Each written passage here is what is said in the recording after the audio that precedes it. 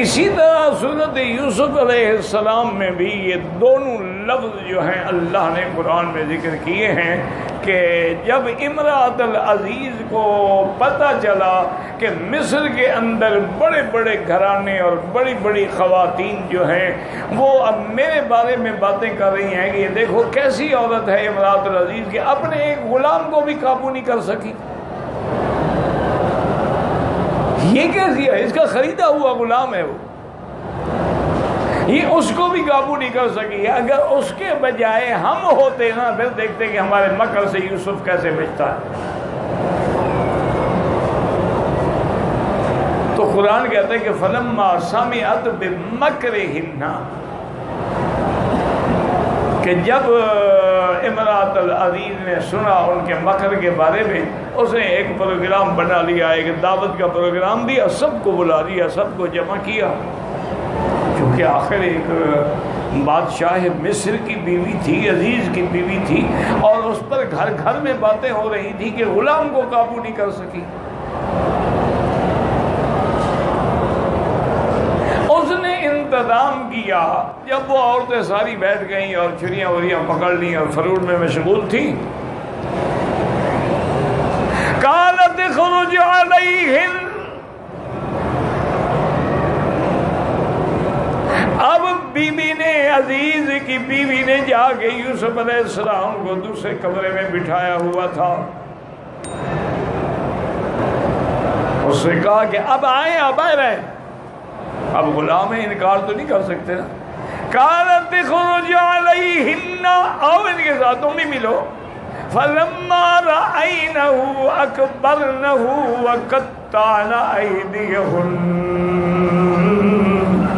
قلنا حاش للہ ما ھذا بشرا ان ھذا الا ملک کریم۔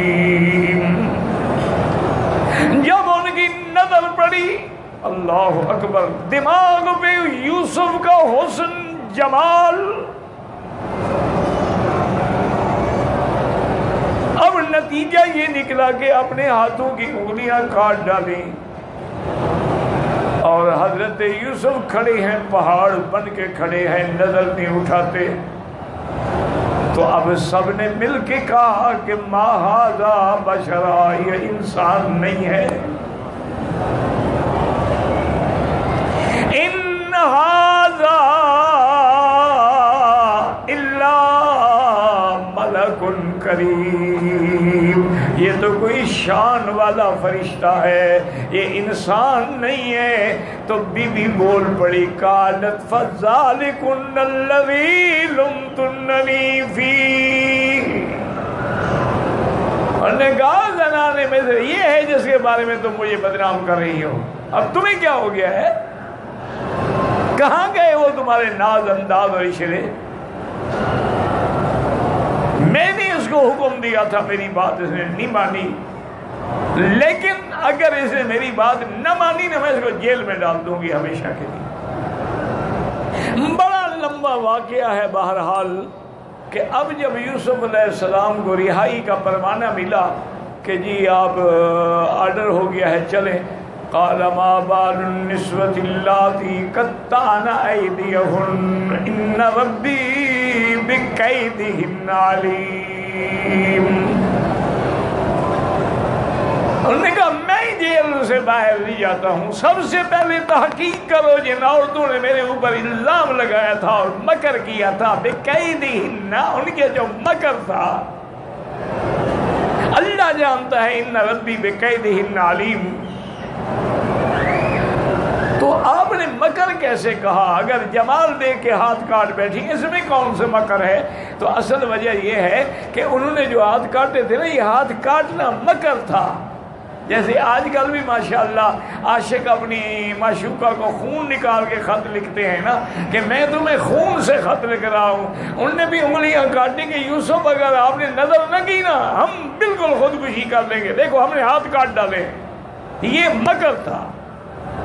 لیکن جب یوسف علیہ السلام اس طرح بھی توجہ نہ کی، پرواہ ہی نہیں کی، کھڑے رہے، کاٹ ڈالو، دفاع ہو، ہمیں کیا ہے، تو اس کے بعد انہوں نے کہا کہ ما ھذا بشرا، یہ انسان نہیں، یہ فرشتہ ہے۔ تو بہرحال یہ مکر تھا ہاتھ کاٹنا، اس لیے یوسف علیہ السلام نے کہا کہ ما بال النسوۃ اللاتی قطعن ایدیہن ان ربی بکیدہن علیم، اللہ ان کے مکر کو جانتے ہیں۔ اب بادشاہ نے پوچھا کہ ما خطبکن اذ راوتن یوسف عن نفسہ، کیا بات ہے؟ تو بادشاہ کی بیوی کھڑی تھی نا، قالت امرأۃ العزیز الآن حصحص الحق انا راودتہ عن نفسہ، اس نے کہا وزیر مصر سچی بات یہ ہے کہ میں نے اس کو برگلایا تھا، میں نے دروازے بند کیے تھے، میں نے ڈورے ڈالے تھے، لیکن یوسف پاک تھا، وہ بچ گیا۔